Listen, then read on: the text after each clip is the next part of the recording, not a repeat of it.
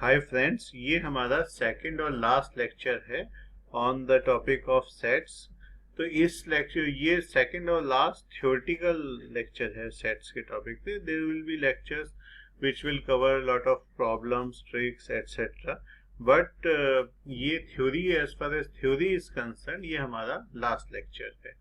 Now इसमें क्या है कि हम जो टॉपिक्स कवर करेंगे वो वेन डायग्राम आप इस बार इसको समझ ही लीजिए, क्योंकि ये जिंदगी भर आपको यूज करना पड़ेगा। चाहे बैंक का एग्जाम दें, चाहे एसएससी का दें, आईएएस का भी दें, किसी का भी एग्जाम दें, ये आपको हमेशा लाइफ लॉन्ग यूज करना है। तो इसको इस बार जो है ढंग से ऐसा समझ लीजिए कि कभी भी आपको दिक्कत ना हो।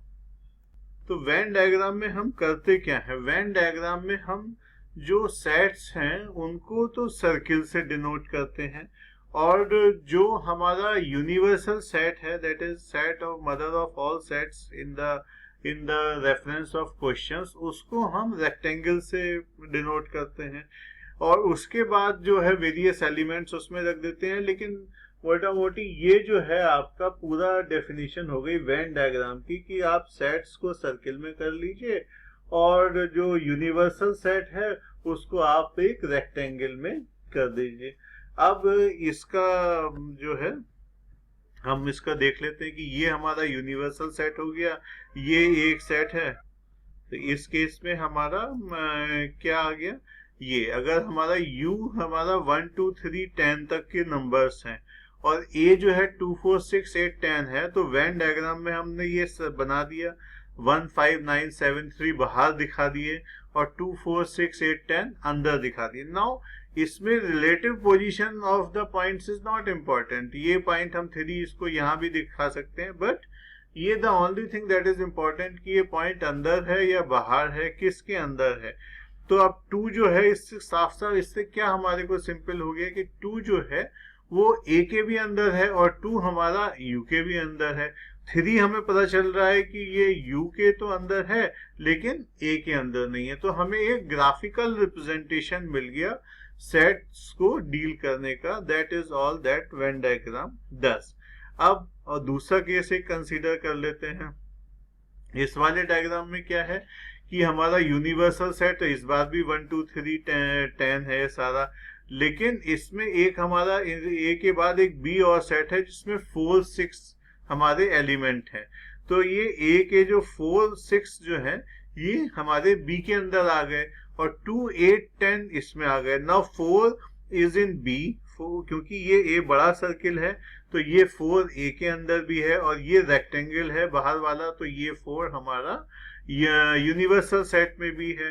सिमिलरली अगर हम 2 को देखें तो 2 b का पार्ट है क्या? नहीं, तो 2 b में नहीं है और 2 u में है। 1 देखें तो वो ना a में है ना b में है, बट u में है। तो इस तरह से हम सेट्स को डिफाइन करते हैं थ्रू वेन डायग्राम। अब कुछ हम ऑपरेशंस को देख लेते हैं वेन डायग्राम में, कि अगर हम ये दिखाना है कि क्या है, तो अब A हमारा ये सेट है और B ये सेट है। तो A यूनियन B को हम कैसे दिखाएंगे कि जो A यूनियन B का मतलब क्या हो गया कि जो एलिमेंट A में भी है और B में भी है। तो इसको हम कैसे शो करेंगे कि ये पूरा वाला जो है। तो यूनियन की अब हम डेफिनेशन देख लेते हैं कि ये क्या है। यूनियन ऑफ सेट मतलब consist of set all those elements which are either in A or in B, the common elements being taken only once। तो अगर इसमें हमारे 1 2 A में हमारे 1 2 3 हैं और B में 3 4 5 हैं, तो A यूनियन B हमारा क्या होगा? 1 2 3 4 5, क्योंकि हमें जो कॉमन एलिमेंट है उनको एक ही बार लिखना है, जैसे हमने first initial definition of set देखी थी। तो इसको अगर हम लिखें सिंबॉलिकली तो वो कैसे लिखेंगे कि A यूनियन B मतलब X such that X is either element of A और X is element of B। Now ये हमें बहुत ध्यान रखना है कि यूनियन का मतलब है और, मतलब कि दोनों में से किसी का भी एक एलिमेंट हो। और इसको कैसे लिख सकते हैं कि भाई X is element of at least one of the two, a और बी। तो जहां एटलीस्ट है वो भी यूनियन को ही रिप्रेजेंट कर रहा है। तो अगर ए और बी हमारे 2, 4, 6, 8, 6, 8, 10, 12 हैं, तो हमारा क्या हुआ, कॉमन एलिमेंट 6, 8 हो गए, उनको रिपीट नहीं करना है, तो हमारा ए यूनियन बी 2, 4, 6, 8, 10, 12 हो गया। तो ये हमारी यूनियन की डेफिनेशन हो गई, और ये ग्राफ से भी बहुत क्लियर है कि हमारा ए यूनियन बी में क्या क्या आता है। अब कुछ प्रॉपर्टी देख लें, ए यूनियन बी और बी यूनियन ए, अगर हम ये इससे ही देख लें, समझते चलें, तो ए यूनियन बी भी यही है और बी यूनियन ए भी, दोनों सेम है, तो ये कम्यूटेटिव है। इसके अलावा क्या है, A union B union C, और पहले किसी को भी जोड़ दें फाइनली तो तीनों का सेम ही आएगा, और ये A union B union C, A union B union C हो गया, तो ये एसोसिएटिव भी है। अगर किसी में नल सेट को, ए को किसी और ऐसे सेट से यूनियनाइज किया जाए जिसमें कोई एलिमेंट है ही नहीं, तो फिर हमें क्या मिलेगा, वही ए। तो फाई के रेस्पेक्ट में ये आइडेंटिटी एलिमेंट हो गया हमारा ए यूनियन ए का, ए यूनियन फाई जो है ए हो गया, तो ये फाई जो है हमारा आइडेंटिटी एलिमेंट हो गया। अगर ए की यूनियन हम ए से ही करेंगे, आप इन सब चीजों को ग्राफ दिमाग में रख के और करते चले जाइए, तो आप सीधा इजीली आंसर लिख सकते हैं कि ए यूनियन ए हमारा क्या हो गया, ए हो गया। अगर ए में यूनियन हम यू से कर रहे हैं, तो भाई ए तो हमेशा यू का सबसेट है, तो उसकी यूनियन यू से करेंगे तो हमारी क्या हो जाएगी, यू। ये ग्राफ दिमाग में रख के आप लिखते चले जाइए, और बहुत ही आसानी से आप इस चीज को इस तरह से कर लेंगे। नेक्स्ट कॉन्सेप्ट है हमारा इंटरसेक्शन ऑफ सेट की। ये ए है और ये बी है, तो इंटरसेक्शन कैसे, इसमें जो डायग्राम में ये जो कलर्ड पोर्शन है ये हमारा इंटरसेक्शन है। तो इसका मतलब क्या हुआ कि ये वो वाले एलिमेंट्स को कवर कर रहा है जो ए में भी है और एंड बी में भी है। पहले में हमारा क्या था कि या तो ए में है या बी में है, तो वो तो पूरा वाले हो गए। अब है कि जो दोनों में है वो हमारा इंटरसेक्शन हो गया। Things can not be simpler than this. तो ए इंटरसेक्शन बी को सिंबॉलिकली लिखेंगे। तो यहाँ पे जब हमने यूनियन लिखा था तो यहाँ पे हमने वर्ड यूज किया था और, अब हम यहाँ पे यूज कर रहे हैं वर्ड एंड। तो x, all x such that x is element of A and x is element of B, तो ये हमारा ये हो गया। The intersection of two sets A and B is the set of all those elements which belong to both A and B। तो ये हमारी इसकी, अब एक एग्जांपल देख लेते हैं। वही पिछले वाला जिसमें हमने यूनियन निकाला था, उसी वाले क्वेश्चन में हम इंटरसेक्शन निकाल लेते हैं। तो क्या हो गया, 6 and 8 दोनों में कॉमन है, तो A इंटरसेक्शन भी हमारा क्या हो गया, 6, 8। तो ये हमारा इंटरसेक्शन को हमने कॉन्सेप्ट को डिफाइन कर दिया। अब हमारा अगला कॉन्सेप्ट क्या है, अगला कॉन्सेप्ट है हमारा कि अगर हम इंटरसेक्शन के कुछ ऑपरेशन करें जिसमें इंटरसेक्शन भी इन्वॉल्व है, यूनियन भी इन्वॉल्व है, या केवल इंटरसेक्शन इन्वॉल्व है, तो उनको हम कैसे प्रूव करेंगे और कैसे हमारे क्या क्या रिलेशनशिप रहते हैं। तो जैसे यूनियन के केस में था, तो वैसे ही इसमें भी है कि भाई ये कम्यूटेटिव है, A intersection B is equal to B intersection A. आप इन सबको वो डायग्राम बना के देख सकते हैं और आपको बिल्कुल उससे और ज्यादा ऑब्वियस हो जाएगा। अगला क्या है कि वही एसोसिएटिव, जैसे यूनियन में था ये भी एसोसिएटिव होता है। ये सब मेंशन कर रहे हैं but for the sake of completeness, लेकिन ये सारी चीजें ऑब्वियस हैं। ये थोड़ी इंपॉर्टेंट है कि ए इंटरसेक्शन फाई, तो कॉमन क्या है, कॉमन तो नली सेट होगा ना, तो वो हमारा फाई आ गया, और यू इंटरसेक्शन ए में ए आ गया। उसमें हमारा क्या था, ए यूनियन फाई में ए था और यू यूनियन ए में हमारा क्या था, यू था। यहाँ पे हमारा ए हो जाएगा। ये याद नहीं करना है बिल्कुल भी, इसको बस दिमाग में रखना है और जब भी जरूरत पड़ेगी तो वैसे ही हम इसको यूज कर लेंगे। ए इंटरसेक्शन ए हमारा ए है, तो ये हमारा आइडम्पोटेंट लॉ हो गया।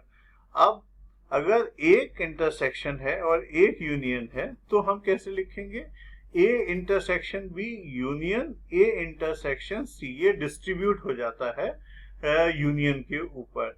सिमिलरली अगर हम इसको जो है, अगर हम वेन डायग्राम से देखें तो क्या हुआ, अगर हम ये इस वाले का देखें कि ये बी यूनियन सी हमारा क्या है, ये वाला एरिया कॉमन जो दोनों बी और सी के है, और हमारा ए इंटरसेक्शन बी क्या है, वो ये वाला पोर्शन है, ये वाला पोर्शन, और हमारा ए इंटरसेक्शन बी यूनियन सी क्या हो गया हमारा, ये दोनों को अगर हम देखेंगे तो क्या आएगा हमारा, ये वाला हमारा बी यूनियन सी है, और ए बी यूनियन सी का ए से इंटरसेक्शन करेंगे तो ये वाला पोर्शन जो है हमारा कॉमन आएगा। तो ये हमारा ए इंटरसेक्शन बी यूनियन सी आ गया। तो ए इंटरसेक्शन बी हमारा क्या है, ये हो गया ये portion, and A intersection C में कॉमन पोर्शन हमारा ये हो गया, और इन दोनों की यूनियन करेंगे तो ये आए। तो ये और ये क्योंकि हमारे सेम है तो हमारे लिए कहना ये आसान है कि A intersection B union C is equal to A intersection B union A intersection C. तो इस तरह की प्रॉब्लम्स में एग्जाम्स में प्रूफ कभी आता तो नहीं है, लेकिन अगर आ जाए तो आप सीधा वेन डायग्राम के थ्रू प्रूफ करना सबसे ज्यादा इसमें आसान रहता है। नाउ हमारा नेक्स्ट टॉपिक जो है वो है डिफरेंस ऑफ सेट्स। तो यूनियन इंटरसेक्शन के बाद डिफरेंस ऑफ सेट, इसको हम कैसे लिखते हैं, ए और बी अगर दो सेट है तो उनके डिफरेंस को हम लिखते हैं ए माइनस बी। ए माइनस बी का क्या मतलब है, जैसे कि ऑब्वियस है कि भाई ए में तो है और बी में नहीं है, वो वाले जो एलिमेंट्स हैं वो हमारे ए माइनस बी में आएंगे। The difference of the sets A and B in this order is the set of elements which belong to A but not to B। तो इसको हम सिंबॉलिकली कैसे लिख सकते हैं, x such that x is an element of A and x is not an element of B। अब ये 1 2 3 4 5 6 है, 2 4 6 8 है, तो A इंटरसेक्शन B हमारा क्या क्या हो गया, 2 4 6 हो गया, लेकिन A माइनस B हमारा क्या होगा, 2 4 6 8 इसमें से हटा दिए, 2 4 6 8 तो इसमें है नहीं, तो हमारा क्या है 1 3 5। तो हमारा a माइनस बी 1 3 5 आ गया। इसको हमें ध्यान रखना है कि भाई जो a माइनस बी ऑब्वियसली हमारा a इंटरसेक्शन b से टोटली डिफरेंट है और दोनों में कोई आपस में रिलेशन भी नहीं है as such, except under special circumstances, special cases. Now a minus B जो है ये हमारा 1 3 है। अब b माइनस ए कितना हो गया कि भाई b के जो एलिमेंट a में नहीं है, तो 2 4 6 8 के में से 2 4 6 तो है, 8 नहीं है, तो b माइनस ए हमारा एक ये आ गया है 8। जो वन एलिमेंट वाला सेट होता है उसको क्या बोलते हैं हम लोग, सिंगल टन। तो ये सिंगल टन सेट आ गया हमारा। तो इससे हमारा क्या चीज समझ में आ गई कि a minus B is not equal to b minus a. अब इसमें अगर हम देखें कि a माइनस बी हमारा क्या है, ये वाला पोर्शन है, और b माइनस ए हमारा क्या है, ये वाला पोर्शन है। तो इस उससे वेन डायग्राम से भी हमारे को इजीली क्लियर हो रहा है कि a माइनस बी और b माइनस ए हमारे सेम नहीं है। लेकिन एक चीज और बढ़िया इससे समझ में आ गई कि ये तो हमारा a माइनस बी था यहाँ तक का पोर्शन, ये हमारा a इंटरसेक्शन b हो गया, ये b माइनस ए हो गया।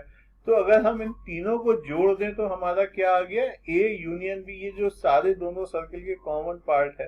तो a यूनियन b को हम कैसे लिख सकते हैं, a minus B plus a intersection b plus b minus a। ये हमारा एक और रिलेशनशिप आ गई। कभी भी इस तरह की कोई रिलेशनशिप लिखनी हो या इस पे काम करना हो तो आप वेन डायग्राम को दिमाग में रख के या ड्रॉ करके तब उस रिलेशनशिप को लिखेंगे, तो आपको कभी कोई प्रॉब्लम नहीं आएगी।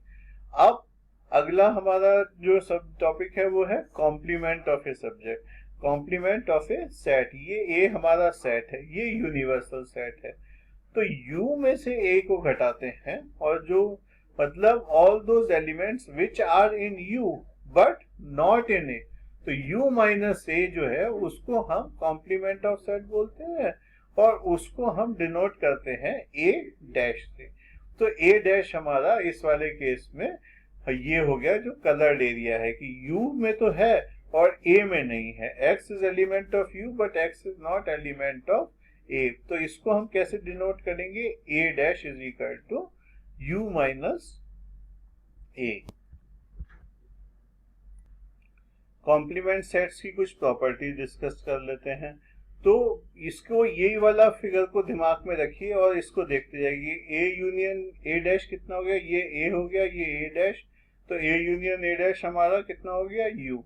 ए इंटरसेक्शन ए डैश तो 5 हो गया, इसमें और इसमें तो कुछ कलर्ड पोर्शन में कॉमन नहीं है। तो ए यूनियन बी डैश कितना हो गया, ए यूनियन बी, अगर दो सेट्स हैं उनको आप बनाएंगे और ए यूनियन बी करेंगे और उसका डैश करेंगे तो आपका ए डैश इंटरसेक्शन बी डैश आ जाएगा। ये बहुत इंपॉर्टेंट फार्मूला है, ये बहुत यूज होता है। तो इसमें यदि ध्यान रखिए कि जब भी हम यूनियन को कॉम्प्लीमेंट करते हैं या इंटरसेक्शन को कॉम्प्लीमेंट करते हैं तो डैश इधर शिफ्ट हो जाता है और ये साइन रिवर्स हो जाता है। तो जैसे ए यूनियन बी का डैश निकाला तो ए डैश इंटरसेक्शन बी डैश हो गया। अब ए इंटरसेक्शन बी का हम डैश निकालेंगे तो क्या आ जाएगा, A dash union B dash. तो ये जो दोनों प्रॉपर्टीज हैं they are known as De Morgan's law and ये इनका बहुत बहुत यूज है। तो डैश जब अंदर शिफ्ट करते हैं तो इस साइन को रिवर्स कर देते हैं। ए डैश का डैश कितना होगा, ए होगा, ये तो ऑब्वियस है इस वाले डायग्राम से कि ए डैश का डैश करेंगे तो ये वाला एरिया आ जाएगा हमारा। नेक्स्ट हमारा क्या है कि 5 डैश कितना है, यू। भाई एम्प्टी सेट का मतलब क्या हुआ कि अगर जो एम्प्टी सेट में नहीं है और यू में है तो वो तो हमारा यू हो गया पूरा, और यू डैश कितना हो गया, यू माइनस यू, तो वो 5 हो गया हमारा। तो ये हमारी सब इंपॉर्टेंट प्रॉपर्टीज हैं। इसमें main property third and fourth है कि डैश जब अंदर जाता है तो इसको आप ऐसे विजुलाइज करिए कि ये इसको घुमा देता है। अब कुछ इंपॉर्टेंट फार्मूलाज डिस्कस कर लेते हैं जो सेट्स के ऑपरेशन पर हैं। फर्स्ट है हमारा a minus P is equal to A intersection B dash. इसको देखिए कि a माइनस पी हमारा ये वाला एरिया हो गया। अब अगर हम a इंटरसेक्शन b डैश को लें तो ये a हमारा हो गया और b डैश हमारा पूरा ये वाला एरिया हो गया। तो हमारा जो a इंटरसेक्शन b डैश है वो ये एरिया हो गया which is same as a minus B. But ये फार्मूला तो एनी अदर फार्मूला की तरह से है, तो मैं इसकी इतनी इंपॉर्टेंस क्यों दे रहा हूँ, वो इसलिए दे रहा हूँ कि बहुत सारे प्रूफ्स में जो सीबीएसई के लिए और वैसे भी बड़े इंपॉर्टेंट हैं कि अगर माइनस साइन है किसी क्वेश्चन में, ये यूज हो सकता है कि माइनस साइन को यूनियन और इंटरसेक्शन में कन्वर्ट करना है तो हम इस तरह से कर सकते हैं कि माइनस साइन हटा के इंटरसेक्शन लगाया और बी की जगह बी डैश कर दिया। और इसके मतलब मैं इसका एग्जांपल्स आपको बाद में जब प्रॉब्लम्स कराऊंगा तब दूंगा। इसका एक बहुत इंपॉर्टेंट प्रॉपर्टी है कि a minus B is equal to A intersection B dash, और इसका ये प्रूफ है।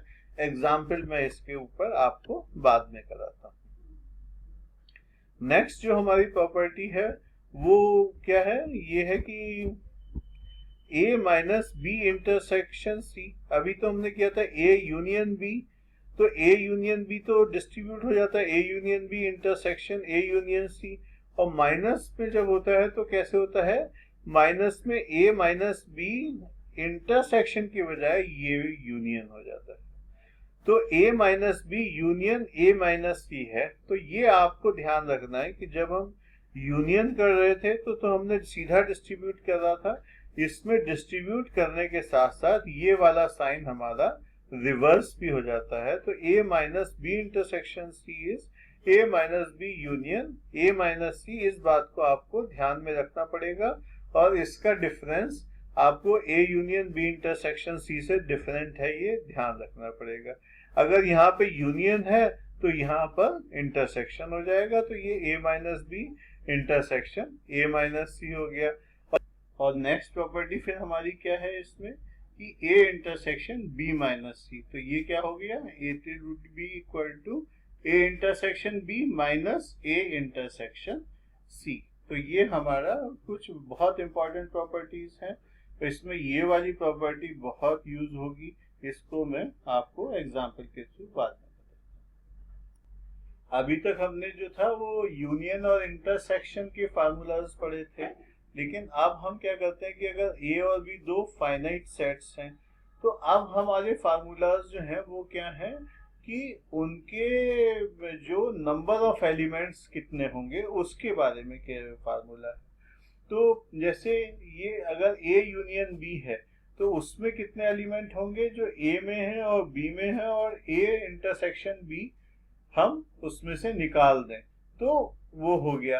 अब ये हमने क्या क्यों किया, अगर आप उसका ग्राफ देखेंगे तो अगर हमने ए भी ले लिया और बी भी ले लिया तो जो इन दोनों का कॉमन पार्ट है तो वो तो दो बार आ गया ना, तो उसको एक बार हमने निकाल दिया। तो नंबर ऑफ एलिमेंट्स में तो हमें ये निकालना पड़ेगा ना, वो इसलिए निकालना पड़ेगा क्योंकि नहीं तो हमारी काउंटिंग ज्यादा हो जाएगी। तो नंबर ऑफ एलिमेंट्स में जो पोजीशन रिपीट हो रहे हैं उनको हम एक्सक्लूड करते चलेंगे।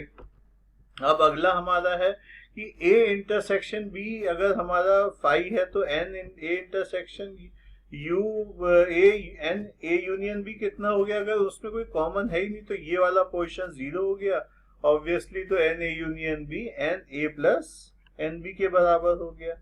एन ए यूनियन बी को हम कैसे और लिख सकते हैं, ये हमने पहले भी देखा था जब एग्जाम्पल कर रहे थे कि ए यूनियन बी हमारा a minus b a intersection b और बी माइनस ए के वो था बराबर था। लेकिन एन अगर हम लगा दें तो ये सिंपल इसमें जुड़ जाएगा क्योंकि इन तीनों में कोई भी एलिमेंट कॉमन नहीं है। तो अगर कोई एलिमेंट कॉमन नहीं है तो उनकी यूनियन जो है वो इस तरह से हम लिख सकते हैं।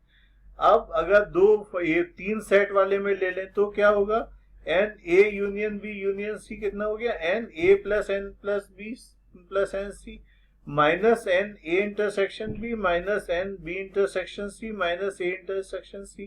कि भाई जो ए और बी को जोड़ते वक्त हमने जो पार्ट को दो बार जोड़ दिया उसको घटा दिया, ऐसे ही बी एंड सी वाले को घटा दिया और ए और सी को घटा दिया। तो जब हम घटा रहे हैं तो ये जो तीनों में कॉमन पोर्शन है वो दो बार घट गया, तो उसको हम कैंसिल आउट करने के लिए तो ये वाला जो A intersection B intersection C इतने पोर्शन में साफ हो गया, तो इसको हमने जोड़ दिया तो हमारा तीनों का यूनियन आ गया।